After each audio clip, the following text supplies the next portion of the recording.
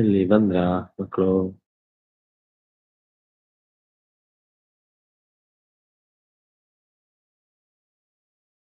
Mungkin itna ఇది సిస్టమే of phone.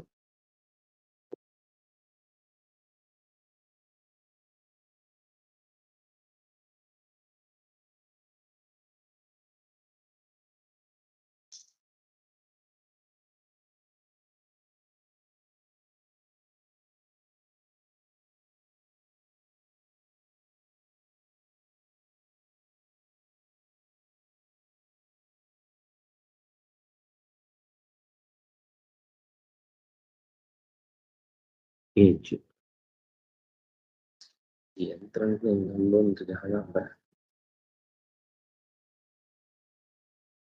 Work అవుతుంది.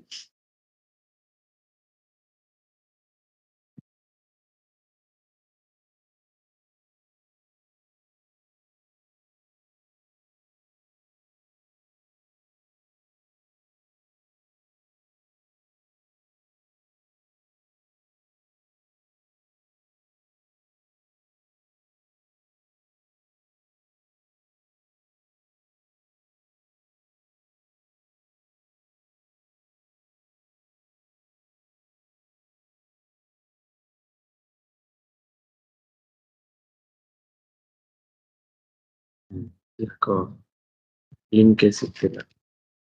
ನಿನ್ನೆ ಚಾಂಪು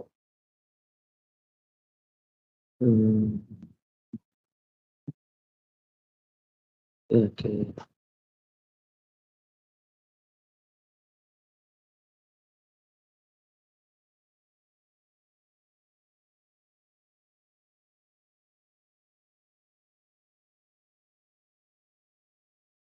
ಎಂತ ಆ ಹಂತಲ್ಲಿ ಕೂರಲಾಗ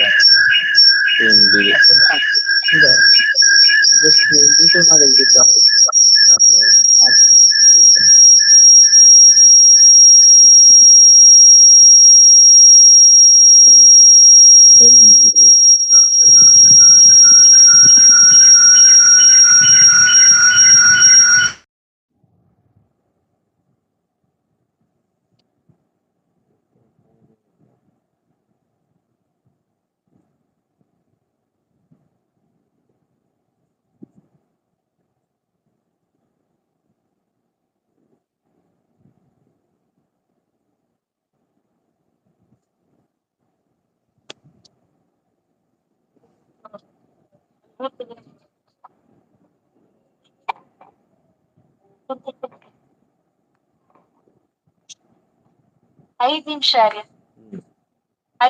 ಆಯ್ತು 5 ನಿಮಿಷ.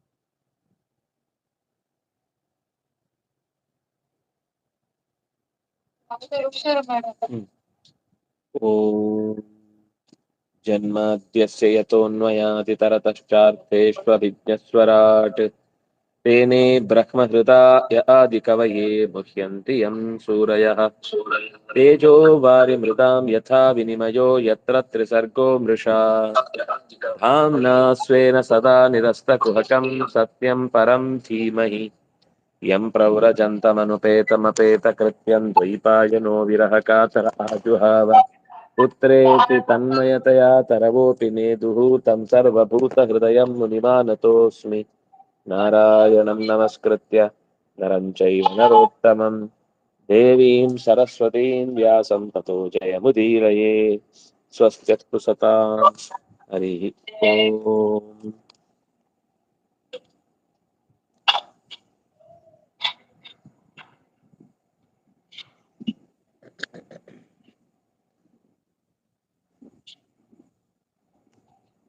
ಸಾಮಾನ್ಯ ಧರ್ಮದ ನಿರೂಪಣೆಯನ್ನ ಮಾಡ್ತಾ ಮಾಡ್ತಾ ಅನೇಕ ವಿಷಯಗಳು ನಿರೂಪಣೆಗೊಂಡವು. ಮುಂದೆ ಅನ್ನಾದ್ಯಾದೇಹ ಸಂವಿಭಾಗ ಆ ಶ್ಲೋಕ ನೋಡಿದ್ವಲ್ಲ. ಶ್ರವಣಂ ಕೀರ್ತನಂ ಚಾಸ್ಯ ಸ್ಮರಣಂ ಮಹತಾಂ ಗತೇಃ ಸೇವೇದ್ಯಾವನತಿಃ ಸಖ್ಯಂ ದಾಸ್ಯಮಾತ್ಮ ಸಮರ್ಪಣಂ ನೃಣಾಮಯಂ ಪರೋ ಧರ್ಮ ಸರ್ವೇಷಾಂ ಸಮುದಾಹೃತ ತ್ರಿಂಶಲ್ಲಕ್ಷಣ ಸಂಯುಕ್ತ ಸರ್ವಾತ್ಮ ಯೇನ ತುಷ್ಯತಿ. ಶ್ರವಣಂ ನಿರಂತರ ಕೇಳುವುದು, ಕೀರ್ತನಂ ಕೇಳಿದ್ದನ್ನ ಹೇಳುವುದು. ಶ್ರವಣ ಮಾತ್ರ ಮಾಡಿದ್ರೆ ಸಾಕಾಗುದಿಲ್ಲ. ಶ್ರವಣ ಮಾಡಿದ್ದನ್ನ ಆಮೇಲೆ ಗುರುಗಳಿಗೆ ವಾಪಸ್ ಅದನ್ನ ಹೇಳಬೇಕು, ಕೀರ್ತನೆ ಮಾಡಬೇಕು. ಅಥವಾ ಕೇಳಿದ್ದನ್ನ 4 ಜನರ ಮುಂದೆ ಪ್ರಸಂಗ ಬಂದಾಗ ಅದನ್ನ ಹೇಳುವ ಅವಕಾಶ ಸಿಕ್ಕಿದಾಗ ಹೇಳ್ಕೊಳ್ಬೇಕು. ಶ್ರವಣಂ ಕೀರ್ತನಂ ಅಸ್ಯ ಸ್ಮರಣಂ, ಮತ್ತು ಭಗವಂತನ ನಿರಂತರವಾದ ಸ್ಮರಣೆ ಮತ್ತು ಶಾಸ್ತ್ರದ ನಿರಂತರವಾದ ಸ್ಮರಣೆ. ಮಹತಾಂ ಗತೇಃ ಸ್ಮರಣಂ, ಸ್ಮರಣ ಯಾವುದು ಅಂದ್ರೆ ದೊಡ್ಡವರ ದಾರಿ. ಮನೋವಿಶುದ್ಧಿ ಚರಿತಾನುವಾದ ಅಂತ ನಾರಾಯಣ ಪಂಡಿತರು ಗುರುಗಳ ಕಥೆಯನ್ನು ಹೇಳುವುದು ಅನ್ನೋದು ಮನಸ್ಸಿನ ಶುದ್ಧಿಗೋಸ್ಕರ. ಹಾಗಾಗಿ ಮಹತಾಂ ಗತೇಃ ಸ್ಮರಣಂ ಅದು ಒಂದು ಧರ್ಮ. ದೊಡ್ಡವರು ನಮ್ಮ ಜೀವನದಲ್ಲಿ ಯಾರು ನಮ್ಮನ್ನ ಉದ್ಧಾರದ ದಾರಿಯಲ್ಲಿ ಕರೆದೊಯ್ದ್ರೋ ಅವರನ್ನ ಸ್ಮರಣೆ ಮಾಡಬೇಕಾದ್ದು. ಸೇವಾ, ಗುರು ಸೇವೆ, ತಂದೆ ತಾಯಿಗಳ ಸೇವೆ, ಸಾಮಾನ್ಯ ಜನಜೀವನದಲ್ಲಿ ಅಗತ್ಯ ಬಿದ್ದಾಗ ಸೇವೆ, ಹಿಜ್ಯ ಯಾಗಾದಿಗಳು, ಅವನತಿ ದೊಡ್ಡವರಿಗೆ ನಮಸ್ಕಾರ, ಸಖ್ಯಂ ಸಜ್ಜನರ ಜೊತೆಗಿನ ಸಂಬಂಧ, ದಾಸ್ಯಂ ದೊಡ್ಡವರಲ್ಲಿ ಅಥವಾ ದೇವತೆಗಳಲ್ಲಿ ಗುರುಗಳಲ್ಲಿ ದಾಸ್ಯ ಅಂತಂದ್ರೆ ಅವರ ದಾಸಭಾವದಿಂದ ಬದುಕುವಂಥದ್ದು, ಆತ್ಮ ಸಮರ್ಪಣಂ ಕೊನೆಗೆ ಸರ್ವವನ್ನು ಭಗವಂತನಲ್ಲಿ ಒಪ್ಪಿಸುವಂಥದ್ದು. ಇದು 30 ಸಂಸ್ಕಾರಗಳೇನಿವೆ ಇದು ನರರಿಗೆ ಭಾಗವತ ಧರ್ಮ ಅಂತ ಇದನ್ನು ಕರೀತಾರೆ. ಇದು ಮನುಷ್ಯನಾದವನಿಗೆ ಸರ್ವೇಷಾಂ ಧರ್ಮ ಉದಾಹೃತಃ, ಇದು ಸರ್ವರಿಗೂ ಕೂಡ, ಯಾರೋ ಒಬ್ಬನಿಗಲ್ಲ ಎಲ್ಲಾ ವರ್ಣದವರಿಗೂ ಕೂಡ ಸಂಬಂಧಪಟ್ಟಂತಹ ಧರ್ಮ. ಲೆಕ್ಕ ಮಾಡ್ಬೇಕಾ?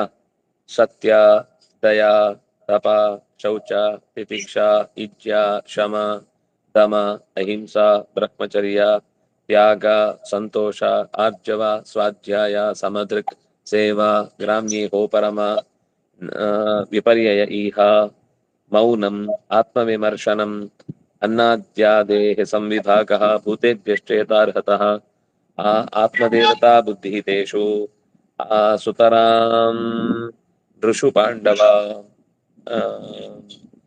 ಶ್ರವಣಂ ಕೀರ್ತನಂ ಸ್ಮರಣಂ ಮಹತಾಂ ಗತೇಃ ಸ್ಮರಣಂ, ಸೇವಾ ಇಜ್ಯ ಅವನತಿ, ದಾಸ್ಯಂ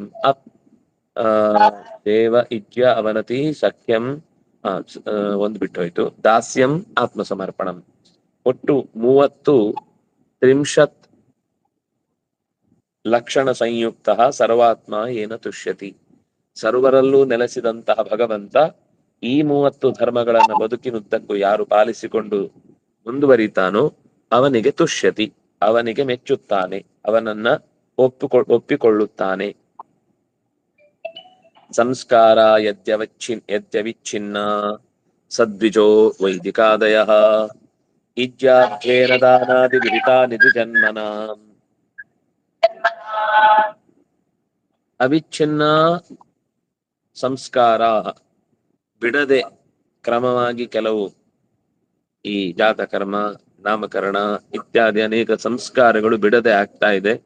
ಅದು ಆದ್ರೆ ಅವನು ದ್ವಿಜ ಅಂತ ಅನಿಸಿಕೊಳ್ತಾನೆ. ಆ 16 ಸಂಸ್ಕಾರಗಳು ಆಗದೆ, ಷೋಡಶ ಸಂಸ್ಕಾರಗಳು ಅಂತ ಕರೀತಾರೆ, ಅದು ಆಗದೆ ಹೋಯ್ತು ಅಂದ್ರೆ ಅವನು ದ್ವಿಜ ಅಲ್ಲ.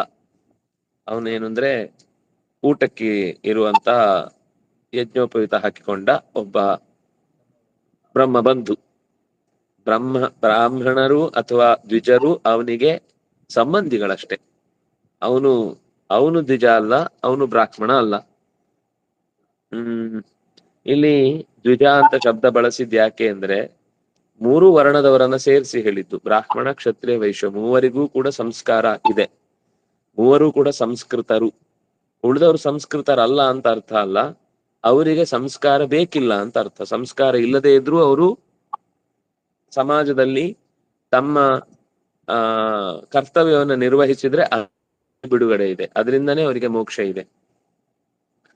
ಅವರಿಗೆ ಜವಾಬ್ದಾರಿಗಳು ಹೆಚ್ಚಾದಾಗ ನಿಯಮಗಳು ಸಡಿಲಾಗ್ತವೆ. ನಿಯಮಗಳು ಸಡಿಲಾಗುವುದರ ಉದ್ದೇಶ ಏನು ಅಂತಂದ್ರೆ ಅವರಿಗೆ ಅದಕ್ಕಿಂತ ಹೆಚ್ಚಿನ ವ್ಯವಸ್ಥೆ, ಕಷ್ಟ, ನಷ್ಟಗಳು ಬೇರೆ ಚಟುವಟಿಕೆಗಳಲ್ಲೇ ಇರುತ್ತೆ. ಆದ್ರಿಂದಾಗಿ ಅವರಿಗೆ ಅದು ಸಂಸ್ಕಾರಹೀನರು ಅಂತ ಬೈಯುವುದಕ್ಕೆ ಇರುವಂತದ್ದಲ್ಲ. ಅವರು ಅದು ಮಾಡದೇ ಇದ್ರೂ ಕೂಡ, ಆ ಸಂಸ್ಕಾರಗಳಿಲ್ಲದೆ ಇದ್ರೂ ಕೂಡ ಅವರು ಅತ್ಯಂತ ಪವಿತ್ರರು ಆ ವಿಷಯದಲ್ಲಿ. ಯಾಕಂದ್ರೆ ಸೇವಾ ಅನ್ನುವ ಧರ್ಮವನ್ನ ಅವರು ಶ್ರದ್ಧೆಯಿಂದ ಪಾಲಿಸುವುದರಿಂದಾಗಿ ಸಂಸ್ಕೃತರ ಸೇವೆ ಮಾಡಿದ್ರಿಂದ ಅವರು ಸಂಸ್ಕೃತರೇ ಆಗ್ತಾರೆ. ಉಳಿದವರು ಹಾಗಲ್ಲ, ಅವರು ತಮಗೆ ಸಂಸ್ಕಾರ ಮಾಡಿಕೊಳ್ಳದಿದ್ರೆ ಅಸಂಸ್ಕೃತರಾಗ್ತಾರೆ. ಅಂಥವರ ಸೇವೆ ಮಾಡಿದವನು ಅವನು ಅಸಂಸ್ಕೃತನಾಗ್ತಾನೆ. ಹಾಗಾಗಿ ಮೂವರು ದ್ವಿಜರಿಗೆ ವೈದಿಕಾದಯ ಸಂಸ್ಕಾರಾ ಅವಿಚ್ಛಿನ್ನ, ವೇದದಲ್ಲಿ ನಿರೂಪಿತವಾದಂತಹ ಈ ಸಂಸ್ಕಾರಗಳ ಬಗ್ಗೆ ಬಹಳ ಜಾಗ್ರತೆ ಮಾಡಬೇಕು. ಇಜ್ಯ, ಅಧ್ಯಯನ, ದಾನ. ಇಜ್ಯ ಯಾಗ, ಅಧ್ಯಯನ ಓದುವುದು, ದಾನ ಇನ್ನೊಬ್ಬನಿಗೆ ಕೈ ಎತ್ತಿ ಸಂಪತ್ತನ್ನು ನೀಡುವುದು. ಇದು ಮೂವರಿಗೂ ಕೂಡ ದ್ವಿಜನ್ಮನಾಂ, ಅಲ್ಲಿ ಬಹುವಚನ ಇದೆ. ದ್ವಿಜನ್ಮನಾಂ ಅಂತಂದ್ರೆ 3 ವರ್ಣದವರಿಗೂ ಕೂಡ ಇದು ವಿಹಿತಾನಿ, ಈ ಕರ್ಮಗಳು ವಿಹಿತಗಳು. ಜನ್ಮ ಕರ್ಮಾವದಾನಾನ ದಾತಾನಾಂ ಕ್ರಿಯಾಶ್ಚ ನಿಗಮೋದಿತಾಃ ವಿಪ್ರಾಧ್ಯಯನ ದಾನಾದಿ ವಿಪ್ರಸ್ಯಾಧ್ಯಯನಾದೀನಿ ತಥೋನ್ಯಸ್ಯಾಥ ಪರಿಗ್ರಹ.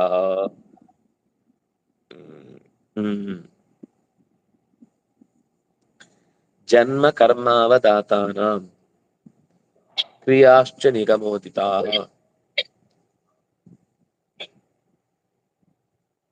ಹುಟ್ಟಿನಿಂದಲೇ ಕೆಲವು ಕರ್ಮಾಂಗಗಳನ್ನ ನಡೆಸಿಕೊಂಡು ಬರಬೇಕಾದಂತಹ ಹೊಣೆಯನ್ನ ಹೊತ್ತಿರುವವರಿಗೆ ನಿಗಮೋದಿತಾಹ ಕ್ರಿಯಾಹ, ನಿಗಮವೇ ನಿರೂಪಿಸಿದ ಕೆಲವು ಕ್ರಿಯೆಗಳು, ಚಟುವಟಿಕೆಗಳು, ಅದು ಅವನು ಮಾಡಲೇಬೇಕಾದದ್ದು. ವಿಪ್ರಸ್ಯ, ವಿಪ್ರನಿಗೆ ಅಧ್ಯಯನಾದೀನಿ, ಹಿಂದೆ ಹೇಳಿದ ಹಾಗೆ ಇಜ್ಯ, ಅಧ್ಯಯನ, ದಾನ. ತತಃ ಅನ್ಯಸ್ಯ, ಅನ್ಯಸ್ಯ ಅಂತಂದ್ರೆ ವಿಪ್ರನನ್ನು ಹೊರತಾದ ಇನ್ನುಳಿದವರಿಗೆ ಅಪರಿಗ್ರಹ, ಅವರಿಗೆ ದಾನ ಸ್ವೀಕಾರ ಮಾಡ್ಲಿಕ್ಕಿಲ್ಲ, ಅವರಿಗೆ ದಾನ ಕೊಡ್ಲಿಕ್ಕೆ ಮಾತ್ರ. ವಿಪ್ರನಿಗೆ ಮಾತ್ರ ದಾನ ಸ್ವೀಕಾರದ್ದು, ದಾನ ಅನ್ನೋದಿದೆ, ಪ್ರತಿಗ್ರಹ ಅನ್ನೋದು ಇಲ್ಲ ಅವನಿಗೆ. ಅದರಿಂದಾಗಿ ಅಪರಿಗ್ರಹ ಅನ್ನೋದು ಅವನಿಗೆ. ಇನ್ನು ಕೆಲವೊಂದ್ಸರ್ತಿ ವಿಪ್ರನು ಕೂಡ ಅಪರಿಗ್ರಹ ಅನ್ನುವ ವ್ರತದಲ್ಲಿ ಇರುವವನಿದ್ದಾನೆ.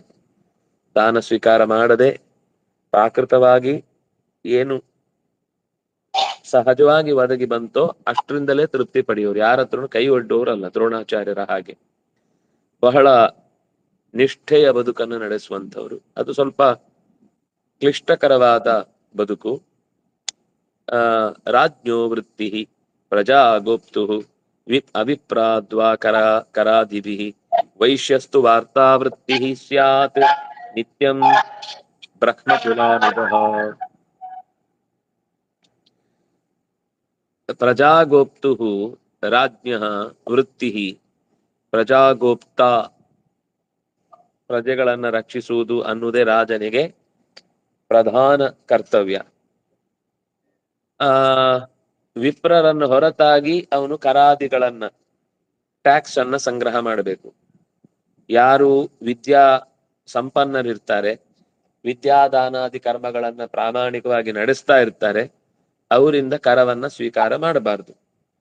ಯಾರು ವ್ಯಾಪಾರ ಮಾಡ್ತಾರೆ, ಯಾರು ಆಡಳಿತದಲ್ಲಿ ವ್ಯವಸ್ಥೆಯಲ್ಲಿ ಇದ್ದು ಸಂಪತ್ತನ್ನ ಸಂಪಾದಿಸ್ತಾ ಇದ್ದಾರೆ, ಕೇಳ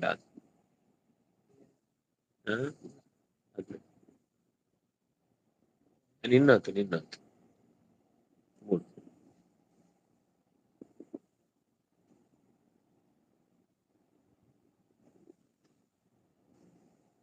ನಿಗಮೋದಿತಾ ಕ್ರಿಯಾ ಯಾಗಾದಿಗಳನ್ನೆಲ್ಲ ಹೇಳಿದ್ದನ್ನ ಮಾಡುವಂಥದ್ದು ಮಾಡಿಸುವಂಥದ್ದು ರಾಜನಿಗೆ ಸಹಜ ಕರ್ತವ್ಯ. ಅಂದ್ರೆ ಇಜ್ಯ ಅಧ್ಯಯನ ದಾನ ಅಂತ ಇದ್ದೇ ಇದೆ.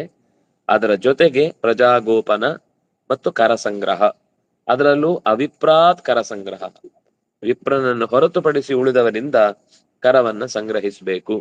ಇಲ್ಲಿ ವಿಪ್ರ ಅಂದ್ರೆ ಯಾರು ಅಂತ ಮತ್ತು ವಿವರಣೆ ಕೊಟ್ಟಿದ್ದಾರೆ. ಯಾರು ಯಾಗಾದಿಗಳನ್ನ ನಡೆಸ್ತಾನೆ ಮತ್ತು ಹೇಳಿ, ಕೇಳಿಸ್ತಿಲ್ವಾ? ಏನ್ ಏನ್ ಆಗ ಸರಿ. ಆಮೇಲೆ ಕರಾದಿಭಿ, ಟ್ಯಾಕ್ಸ್ ಸಂಗ್ರಹ ಮಾಡುವುದು ಅನ್ನೋದು ಒಂದು ಅವನ ಜವಾಬ್ದಾರಿ ಇರುತ್ತೆ. ಇದರಲ್ಲಿ ವೈಶ್ಯನಾದವನು ಇದು ಬಿಟ್ಟು ಅಧ್ಯಯನ, ದಾನ, ಇಜ್ಯ ಇದು ಮೂರು ಬಿಟ್ಟು ಇನ್ನೊಂದು ಅವನಿಗೆ ಕರ್ತವ್ಯ ಇರುವುದು ವಾರ್ತಾವೃತ್ತಿ. ವಾರ್ತಾ ಅಂದ್ರೆ ಕೃಷಿ, ಗೋರಕ್ಷ, ವಾಣಿಜ್ಯ. ಕೃಷಿ ಮಾಡುವುದು, ಗೋರಕ್ಷಣೆ ನಡೆಸುವುದು, ಆಮೇಲೆ ವ್ಯಾಪಾರ ವ್ಯವಹಾರ, ಕ್ರಯ ವಿಕ್ರಯ, ಇದಿಷ್ಟನ್ನ ನಡೆಸುವಂಥದ್ದು ವೈಶ್ಯವೃತ್ತಿ. ಸ್ಯಾತ್ ನಿತ್ಯಂ, ಆದ್ರೆ ಈ ವೈಶ್ಯ ಬ್ರಹ್ಮ ಕುಲಾನುಗ, ವಿಪ್ರರಿಗೆ ಇತ್ಯಾದಿಗಳಿಗೆ ಅನುಕೂಲಕರನಾಗಿರ್ಬೇಕು ಅವನು. ಅಂದ್ರೆ ಆ ಸಂಪತ್ತನ್ನ ಸದ್ವಿನಿಯೋಗ ಮಾಡುವ ವಿಷಯದಲ್ಲಿ ಅವನಿಗೆ ಪ್ರಾಮಾಣಿಕವಾದ ಕಾಳಜಿ ಇರಬೇಕು. ಶೂದ್ರಸ್ಯ ದ್ವಿಜ ಶುಶ್ರೂಷಾ ವೃತ್ತಿಷ್ಠ ಸ್ವಾಮಿನೋ ಭವೇತ್ ವಾರ್ತಾ ವಿಚಿತ್ರಶಾಲೀನಾಂ ಯಾಯಾವರ್ಯಂ ಸಿಲೋಂಚನಂ.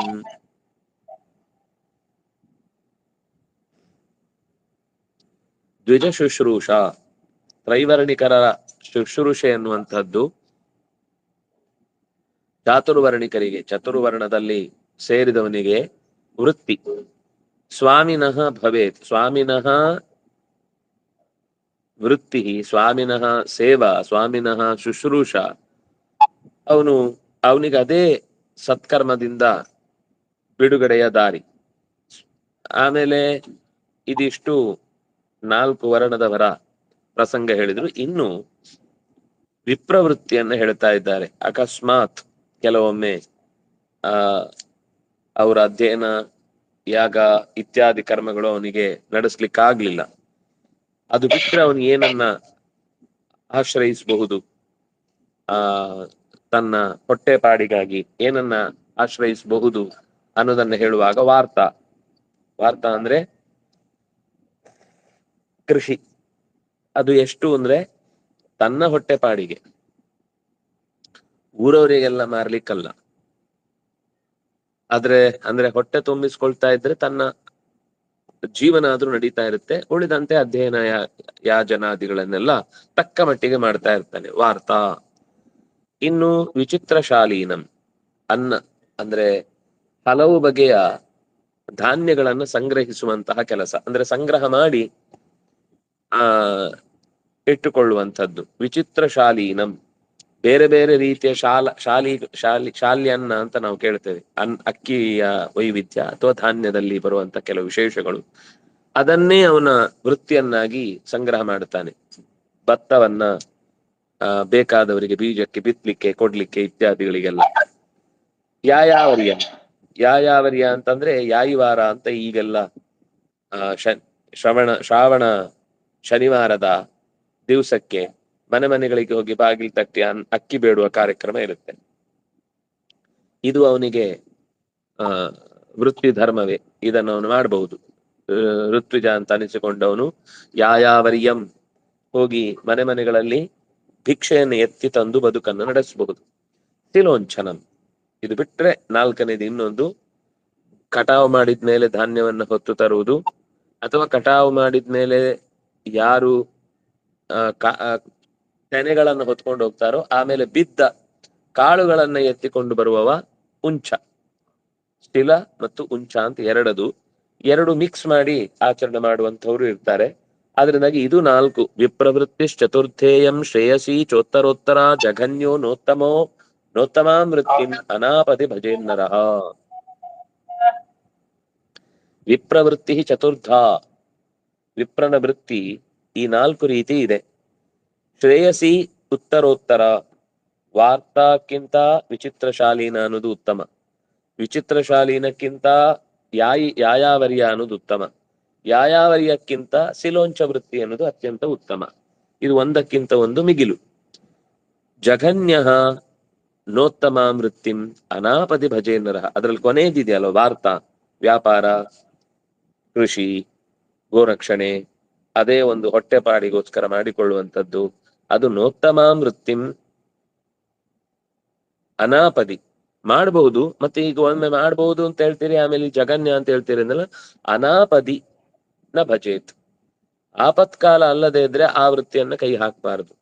ನಮ್ಮ ವೃತ್ತಿ ನಡೆಸ್ಲಿಕ್ಕಾಗಲ್ಲ, ಬೇರೆ ವೃತ್ತಿ ಅನ್ನೋದೊಂದು ಜೀವನ ಆಧಾರಕ್ಕೆ ಬೇಕೇ ಬೇಕು ಅನ್ನುವ ಸಂದರ್ಭ ಬಂದಾಗ ಅವನು ಈ ವಾರ್ತಾ ವೃತ್ತಿಯನ್ನ ಆಯ್ಕೊಳ್ಬಹುದು. ಅದು ಅನಾಪದಿ ಭಜೇನ್ನರಹ.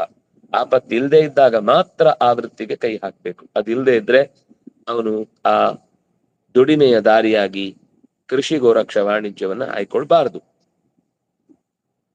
ಋತೆ ರಾಜನ್ಯಮಾಪತ್ಸು ಸರ್ವೇಷಾಮಪಿ ಸರ್ವಶಃ ಮಾ ಋತಾಮೃತಾಭ್ಯಾಂ ಜೀವೇತ ಮೃತೇನ ಪ್ರಮೃತೇನವಾ. ಈ ರಾಜನ್ಯನಿಗೆ ಅಂದ್ರೆ ರಾಜನಿಗೆ ಬಿಟ್ಟು ಉಳಿದವರಿಗೆಲ್ಲರಿಗೂ ಆಪದ್ಧರ್ಮ ಅಂತಿದೆ. ರಾಜನಿಗೆ ಆಪದ್ಧರ್ಮ ಇಲ್ಲ ಅಂತ ಹೇಳುತ್ತೆ.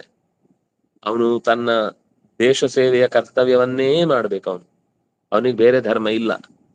ಋತೇ ರಾಜನ್ಯಂ, ರಾಜನನ್ನು ಹೊರತುಪಡಿಸಿ ಬೇರೆಯವರಿಗೆ ಸರ್ವೇಶಾಮಪಿ ಆಪತ್ಸು ಸರ್ವಶಃ, ಸರ್ವೇಶಾಮಪಿ ಉಳಿದ ಎಲ್ಲರಿಗೂ ಕೂಡ ಆಪದ್ಧರ್ಮ ಅಂತಿದೆ. ಆದ್ರೆ ರಾಜನಿಗೆ ಅಂದ್ರೆ ಕೊನೆಗೆ ಈಗ ರಾಜರೇ ಇಲ್ಲ, ಆ ಪರಿಸ್ಥಿತಿಯಲ್ಲಿ ಏನು, ಪ್ರಜೆಗಳೇ ಪ್ರಭುಗಳಾದಾಗ ರಾಜನಿಗೇನು ಬೆಲೆ? ಆಗ ಅವನಿಗೆ ವಾರ್ತಾ ಅನ್ನುವ ವೃತ್ತಿಯನ್ನ ಹೇಳುವುದಿದೆ. ಆದ್ರೆ ಆದಷ್ಟು ಅವನು ಹಿಂದೆ ಹೇಳಿದಂತೆ ಪ್ರಜಾ ಕ್ಷೇಮದ ಬಗ್ಗೆ ಚಿಂತನೆ ನಡೆಸುವಂತಹ ಕರ್ತವ್ಯದಲ್ಲೇ ತೊಡಗಬೇಕು. ಅದು ಇವತ್ತಿನ ರೀತಿ ನೋಡಿದರೆ ಸೆಕ್ಯೂರಿಟಿ ಗಾರ್ಡ್ ಇರ್ಬೋದು, ಪೊಲೀಸ್ ಇರ್ಬೋದು, ಸೇನೆ ಇರ್ಬೋದು ಅಂತ ಈ ತರ ಒಂದು ರಕ್ಷಣಾ ಇಲಾಖೆಯಲ್ಲಿ ಕೆಲಸ ಮಾಡುವಂತದ್ದೇನಿದೆ ಅದು ರಾಜನ್ಯ ಧರ್ಮ ಅಂತ ನಾವು ಸದ್ಯಕ್ಕೆ ಭಾವಿಸಬಹುದು. ಅವರಿಗೆ ಅಧಿಕಾರ ಅಂತ ಪ್ರಜಾ ರಕ್ಷಣೆಗೆ ಅಂತ ವಿಶೇಷವಾಗಿ ಬರ್ಲಿಕ್ಕಿಲ್ಲ,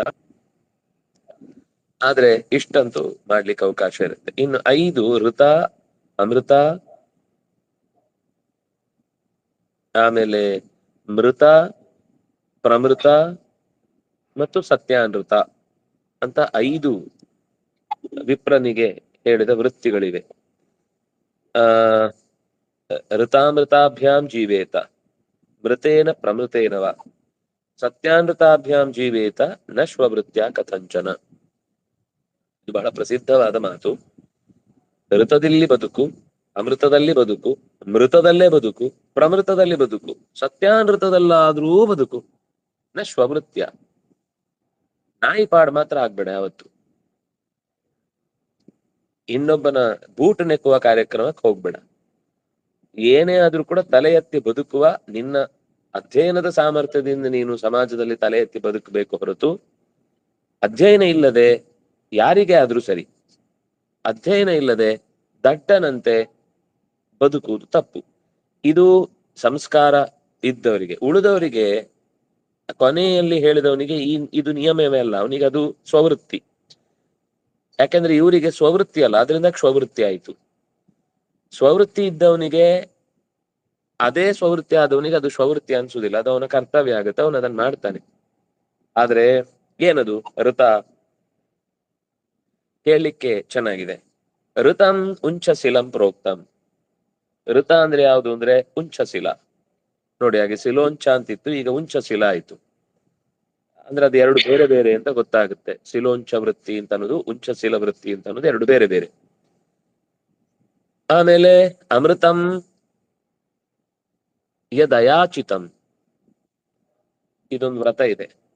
ಯಾರತ್ರೂ ಬೇಡುದಿಲ್ಲ, ಅವರಾಗಿ ತಂದು ಕೊಟ್ರೆ ಮಾತ್ರ ತಗೊಳುದು. ಕೆಲವ್ರ ಹತ್ರ ಮೊದ್ಲೇ ಫೋನ್ ಮಾಡಿ ಹೇಳುದು, ನಾನು ಯಾರ ಹತ್ರ ಕೇಳಲ್ಲ, ನೀವೇ ನನ್ಗೆ ತಂದ್ಕೊಡಿ ಅಂತ. ಇದಲ್ಲ. ಅಂದ್ರೆ ಇವತ್ತು ಕೆಲವೊಂದ್ಸರ್ತಿ ಹೀಗೆ ಅಯಾಚಿತ ಧರ್ಮ ಅಂತ ಒಂದು ಹೇಳ್ತಾರೆ. ಅವರಿಗೆ ಮೊದ್ಲೇ ಹೋಗಿ, ಇವತ್ತು ಊಟ ಮಾಡಲ್ಲ, ನಾನೊಂದು ಅಯಾಚಿತ ವ್ರತ ಮಾಡ್ತಾ ಇದ್ದೇನೆ ಅಂತ ಹೇಳುದು. ಅಯಾಚಿತ ವ್ರತ ಮಾಡುವವರಿಗೆ ತುಂಬಾ ಆದರ ಮಾಡಿದ್ರೆ ಪುಣ್ಯ ಬರುತ್ತೆ ಅಂತ. ನಾನು ಇವತ್ತು ಅಯಾಚಿತ ಮಾಡ್ತಾ ಇದ್ದೇನೆ ಅಂತ ಹೇಳಿದ ತಕ್ಷಣ ಎಲ್ರು ಬಂದು ಮಾಮೂಲಾಗಿ ಒಂದು ಮಾಮೂಲು ಊಟ ಆದ್ರೆ ಅವತ್ತು ಭೂರಿ ಭೋಜನ ಮಾಮೂಲಿಗಿಂತ.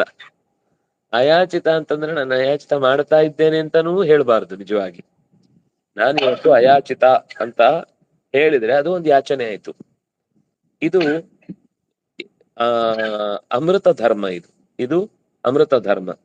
ಮೃತಂತು ನಿತ್ಯ ಯಾಂಚ, ಯಾಜ್ಞ, ಯಾಂಚ ಅಲ್ಲ ಯಾಜ್ಞ. ಮೃತಂತು ನಿತ್ಯ ಯಾಜ್ಞ. ನಿತ್ಯ ಯಾಜ್ಞ ಅಂತಂದ್ರೆ ಬೇಡುದು, ಹೋಗಿ ಹೋಗಿ ಮನೆಗಳಿಗೆ ಭವತಿ ಭಿಕ್ಷಾಂ ದೇಹಿ ಅಂತ ಕೇಳುವಂಥದ್ದು. ಮೃತಂತು ನಿತ್ಯ ಯಾಜ್ಞ ಸ್ಯಾತ್ ಪ್ರಮೃತಂ ಕರ್ಷಣಂ ಸ್ಮೃತಂ. ಪ್ರಮೃತ ಅಂದ್ರೆ ಸ್ವಲ್ಪ ಹೆಚ್ಚು ಬೇಡಿ, ಅಂದ್ರೆ ಈಗ ಬೇಡಿ ಕೊಡದೇ ಇದ್ರೆ ನಿಲ್ಲದೆ ಎದ್ದು ಹೋಗುವಂತಹದ್ದು ಮೃತ. ಪ್ರಮೃತ ಅಂತಂದ್ರೆ ಬೇಡಿ ಬೇಡಿ ತಗೊಳುದು. ಕೊಡ್ತಿರೋ ಇಲ್ಲೋ, ನಾವ್ ಇಷ್ಟು ಧರ್ಮ ಮಾಡ್ತಾ ಇದ್ವಿ, ನಮಗೊಂದು ನಿಮಗೆ ಸಾಕಬೇಕು ಅಂತ ಅನ್ನೋ ಪ್ರಜ್ಞೆ ಇಲ್ಲೋ ನಿಮಗೆ?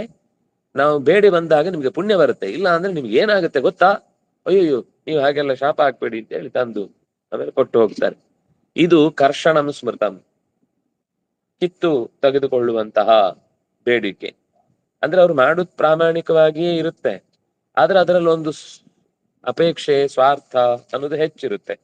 ಪ್ರಮೃತಂ ಕರ್ಷಣಂ ಸ್ಮೃತಂ, ಮರದಿಂದ ಕಿತ್ತು ತಗೊಳ್ಳೋದು, ಯಾರತ್ರೂ ಕೇಳಲಿಕ್ಕಿಲ್ಲ. ಎಲ್ಲೋ ದಾರಿಯಲ್ಲಿ ತೆನೆಗಳು ಬಿಟ್ಟಿದ್ರೆ ಅದನ್ನ ಸೀದಾ ಕೊಯ್ಕೊಂಡು ಹೋಗುದು, ಬಿದ್ದದ್ದನ್ನು ತೆಗಿಬೇಕು. ಇವರು ಬೀಳತ್ತೆ ನಾಳೆ ಹೇಗಿದ್ರು, ಈಗ್ಲೇ ತಗೊಂಡ್ಬಿಡ್ತೇನೆ ಅಂತ ಹೇಳಿ ಬ್ಯಾಗ್ ಹಾಕೊಂಡು ಹೊತ್ಕೊಂಡು ಹೋಗುದು. ಅದಲ್ಲ, ಆದ್ರೆ ಅದು ಪ್ರಮೃತ ಅಂತ ಅನ್ನಿಸಿಕೊಳ್ಳುತ್ತೆ ಹಾಗೆ ಮಾಡಿದ್ರು ಕೂಡ. ಸತ್ಯಾನೃತಂತು ವಾಣಿಜ್ಯಂ. ವಾಣಿಜ್ಯ, ಸ್ವಲ್ಪ ಸುಳ್ಳು ಸ್ವಲ್ಪ ಸತ್ಯ, ನಿಮ್ಗೋಸ್ಕರ ತೆಗೆದಿಟ್ಟ ಪದಾರ್ಥ ಇದು, ತಗೊಳ್ಳಿ ತಗೊಳ್ಳಿ ತಗೊಳ್ಳಿ. ನಾವು ಯಾರಿಗೂ ಕೊಟ್ಟಿರ್ಲಿಲ್ಲ, ಯಾರು ಮೂಸ್ತಾ ಇರ್ಲಿಲ್ಲ, ಅದನ್ನ ಬಿದ್ದು ಒದ್ದಾಡ್ತಾ ಇತ್ತು.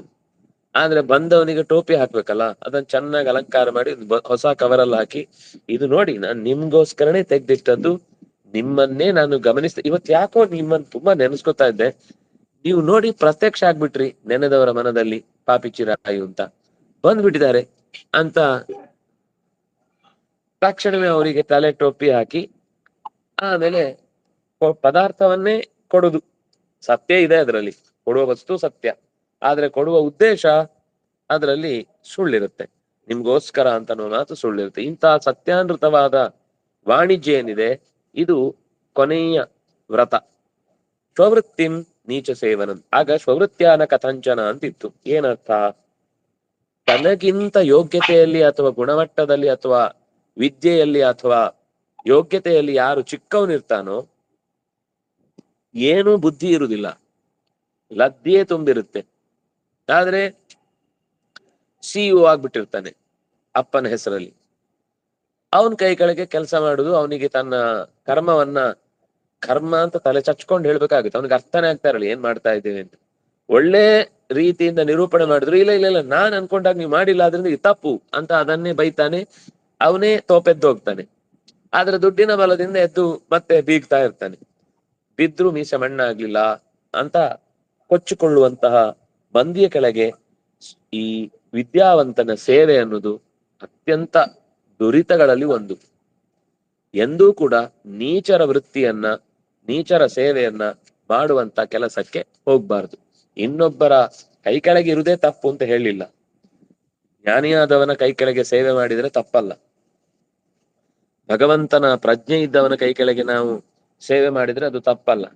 ಆದ್ರೆ ಪ್ರಜ್ಞೆಯೂ ಇಲ್ಲ, ಇನ್ನೊಬ್ರು ಹೇಳಿದ ಅರ್ಥವೂ ಆಗಲ್ಲ. ಅಂತ ಮೂರ್ಖರ ಹತ್ರ ಸೇವೆ ಮಾಡುದುಂಟಲ್ಲ, ಇದು ಸ್ವವೃತ್ತಿ ಅಂತ ಅನಿಸಿಕೊಳ್ಳುತ್ತೆ ಅನ್ನುವಲ್ಲಿಗೆ ಇವತ್ತಿನ ಚಿಂತನೆಯನ್ನು ಮುಕ್ತಾಯ ಮಾಡೋಣ.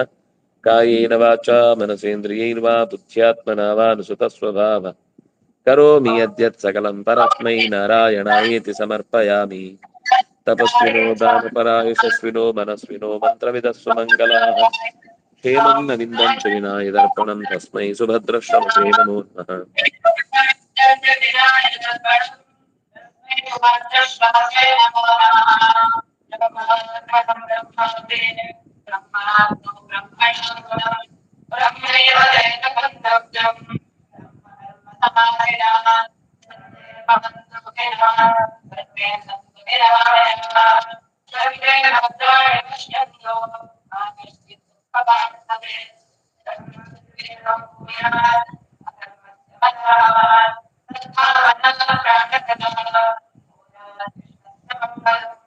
ಶ್ರೀಹರಿ ನಾಳೆ ಪ್ರದೋಷ ಇರುತ್ತಾ? ಸರಿ, ಹಾಗಿದ್ರೆ ನಾಳೆ ನಾಡಿದ್ದ ಪ್ರದೋಷ ಪೂಜೆ. ಸರಿ, ನಾಳೆ ಪಾಠ ಇರುತ್ತೆ ಹಾಗಾದ್ರೆ. ಆಯ್ತು, ನಾಳೆ ಸಿಗೋಣ. ಇವತ್ತು ಇಲ್ಲಿಗೆ ಮುಗಿಸೋಣ. ಶ್ರೀ ಹರಿಪ್ರಿಯತಾಂ ಸ್ವನಿಶಾ. ರಾಮ್ ರಾಮ್. ರಾಮ್ ರಾಮ್.